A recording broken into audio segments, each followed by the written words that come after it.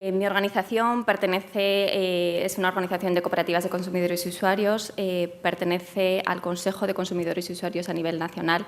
Se trata de un organismo de máxima representación a nivel nacional de todos los consumidores, por lo tanto trata de defender la posición del consumidor en diferentes esferas, siempre a nivel nacional. Está compuesto por 11 organizaciones de consumidores y usuarios y actualmente está en un proceso de renovación este organismo. Entre sus muchas funciones vemos que el Consejo de Consumidores y Usuarios atiende las funciones de consulta, se les consulta en asuntos especialmente vinculados en materia de protección de los consumidores. También ejerce la representación del consumidor en numerosos organismos y es resaltado aquí dos organismos, concretamente el Consejo Consultivo de la Electricidad en la CNE y el Consejo Consultivo de Hidrocarburos, también dentro de la CNE, representando a los consumidores domésticos. También participamos dentro del Grupo Consultivo Europeo de su Grupo de Energía, representando a los consumidores españoles. Vemos que hay otras funciones, pero como el tiempo abrevia, pues voy a ir avanzando. Voy a establecer un poco el marco jurídico que establecía el tercer paquete de la energía que se preparó por la Comisión Europea en el 2009. Este mercado suponía una serie de ventajas de que los consumidores se tenían que beneficiar de este verdadero mercado competitivo de la energía.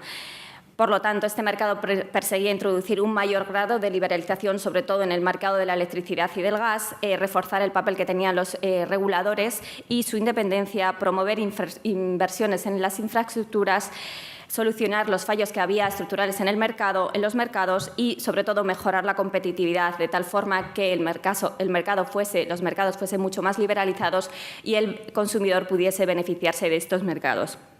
Y, sobre todo, el tercer paquete, tanto de la electricidad, las directivas de electricidad y de gas, trataban de proteger a los consumidores garantizando una serie de medidas de protección y, sobre todo, protegiendo a los consumidores más vulnerables. Por tanto, se trata de alcanzar un alto nivel de servicio público y universal para todos los consumidores, centrando, sobre todo, los principales ejes en la elección del consumidor, precios más bajos y la seguridad de suministro. ¿Qué ocurrió con este tercer paquete? Pues bien, en el 2011 se produjo la entrada de este tercer paquete de la energía. Estas directivas no fueron traspuestas correctamente en el plazo establecido a nuestro ordenamiento jurídico español. Sí que hubo dos intentos de dos anteproyectos de ley en mayo de 2011 por parte del Consejo de Ministros para intentar transponer estas directivas, pero que finalmente no se produjo. Esto dio lugar a que se abriesen procedimientos de infracción al Gobierno español por no transposición de estas directivas y el Gobierno, ante esto, decide aprobar un Real Decreto Ley cuando debería haber sido una norma con rango de ley a la hora de transponer estos paquetes de directivas. El resultado de todo esto es que se produce una incorrecta transposición de esta normativa y una incompleta transposición, porque, como veremos más adelante, las directivas recogieron una serie de derechos que protegían a los consumidores y que no han sido incorporadas, sobre todo en el mercado de la electricidad, en el cual vemos que el consumidor está prácticamente desprotegido.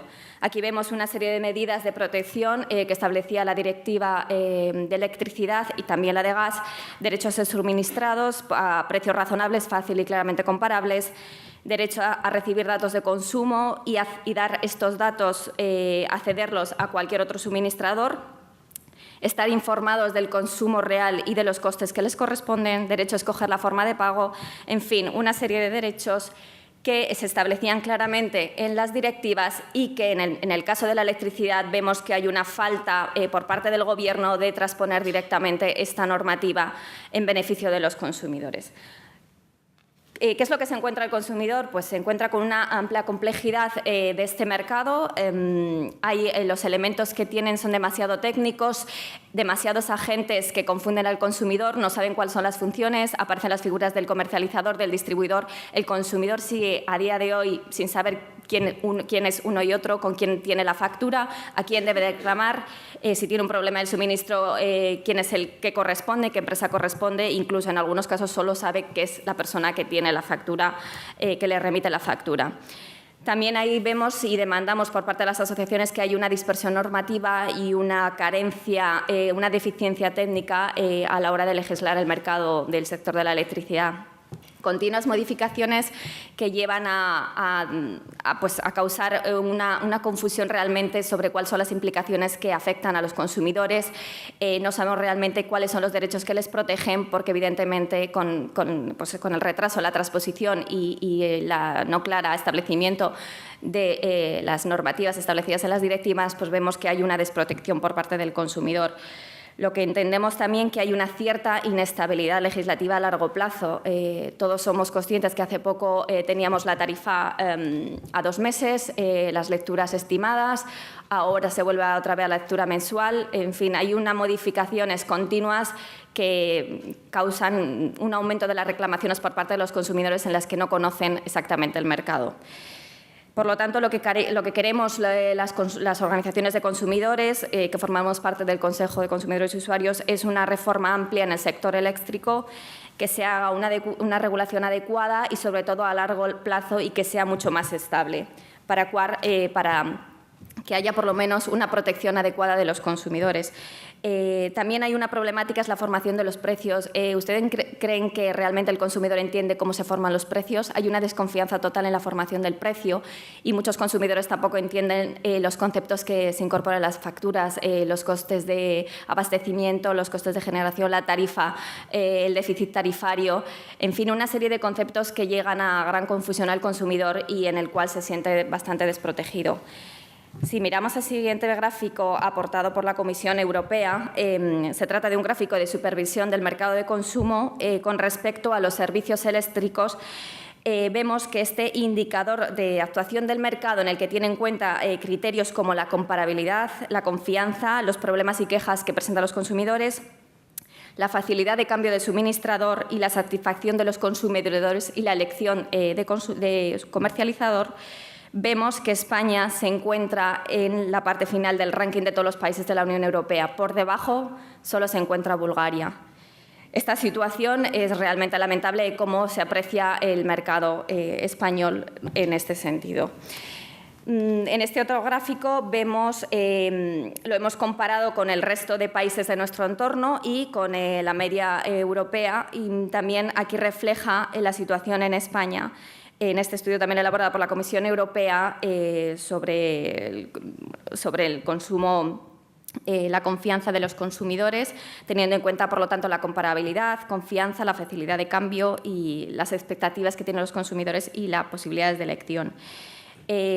España constituye uno de los países en los cuales los consumidores confían menos que los consuministradores hagan un cumplimiento de las normativas de protección de los consumidores, y también son los que más están insatisfechos de este mercado, de los servicios que prestan los comercializadores.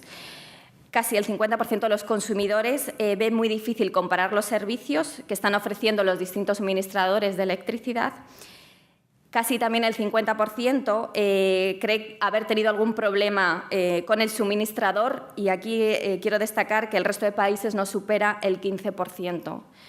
También cerca del 50% de los consumidores españoles no confían en su suministrador que vaya a cumplir las normas en materia de protección de los consumidores, y por lo tanto, un 30% de los consumidores se encuentran muy insatisfechos con el servicio. Si tenemos en cuenta este otro gráfico, vemos la evolución de los precios de la electricidad en 7 años. Vemos en el caso español con respecto a otros países, hemos dicho Portugal y Francia en nuestro entorno, vemos cómo el incremento de los precios de la electricidad en nuestro país ha sido constante desde el 2005. Se trata de un indicador del precio nacional medio en euros por kilovatio hora, sin impuestos aplicados durante el primer semestre por cada año aplicado a un consumidor doméstico de tamaño medio. Por lo tanto, vemos que los precios de la electricidad siguen subiendo y el descontento de los consumidores también sigue aumentando. ¿Qué problemas se enfrentan los consumidores? Pues bueno, el primero de ellos, los precios de la electricidad. El consumidor considera que no son nada transparentes, comparables y no son razonables para lo que están asumiendo. Las facturas que hay en el mercado tampoco son, en el mercado libre no son comparables.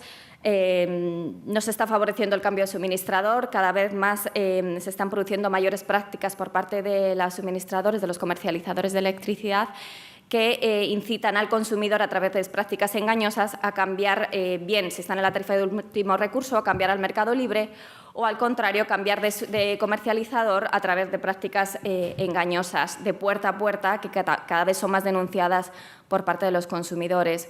Aquí el problema que vemos es el consumidor más vulnerable, las personas mayores, los que tienen mayores problemas, las personas que no saben leer ni siquiera las facturas, que de un día para otro se producen cambios de comercializador sin saber qué han hecho en su hogar. Por lo tanto, lo que pasa es que las comercializadoras igualmente, cuando están ofertando sus tarifas, sus ofertas en el mercado, tratan de engañar al consumidor con pequeños descuentos, que lo que provoca es mayor confusión al consumidor y el consumidor no sabe lo que hacer. Entonces, se dice que ¿por qué la mayoría de los consumidores están en la tarifa de último recurso? Pues la respuesta es muy clara. Ante una desconfianza total en el mercado libre, en el que todas las empresas quieren captar clientes como sea, no informan adecuadamente de los precios de la electricidad o de los precios finales que les van a cobrar, la generalidad de las asociaciones de consumidores es comentar a los consumidores que se mantengan en la tarifa de último recurso. Un dato recogido que los consumidores que tienen la TUR representan casi el 80% de los consumidores. Esto supone 27,5 millones de clientes, de los cuales estos consumen aproximadamente un 27% de la energía.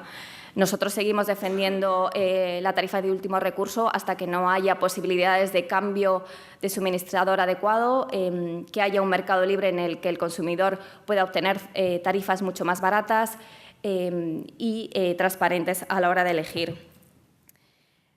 Por lo tanto, vemos que incluso a la hora de cambiar también en el mercado libre se siguen poniendo trabas a los consumidores por parte de las empresas, dificultan que se produzcan los cambios y esto lo hemos manifestado en distintos foros, pero vemos que la situación no cambia y, por lo tanto, el problema es que sigue estando ahí. También los instrumentos de los que dispone el consumidor, tanto las facturas como los contratos, pues en los contratos vemos que son realmente quien entiende un contrato de electricidad, como puede ser de otro contrato, cuando establece una serie de condiciones pues que no son entendibles y en muchos casos son abusivas y ahora se está produciendo incluso abusos por parte de compañías, estableciendo una serie de pólizas de pago de cuotas en caso de impagos que también se están produciendo cada vez más por parte de los consumidores. Tampoco las facturas son lo suficientemente claras como para comparar las tarifas que haya en el mercado, las ofertas, entonces esto dificulta sobre todo que haya un descontento generalizado por parte de los consumidores. Aquí vemos un gráfico de la TUR para que vean que es el principal competidor del mercado y es verdad que es muy difícil encontrar mejores ofertas que la TUR porque es extremadamente competitivo y realmente sí que constituye una barrera para la liberalización, pero es verdad que las ofertas que hay en el mercado del consumidor no son mucho más baratas. Si nos fijamos en el porcentaje de arriba, los importes de arriba, en la parte vemos que España se sitúa en último lugar, sería los importes de arriba el potencial de ahorro anual de un cambio de comercializador para los clientes domésticos. Y abajo representan los porcentajes de clientes que encontraron una oferta mucho más barata para acogerse a este comercializador en un periodo de 10 días. Esto es respecto al 2010. Por lo tanto, vemos que tiene muchas dificultades el consumidor de encontrar ahorros en el mercado libre.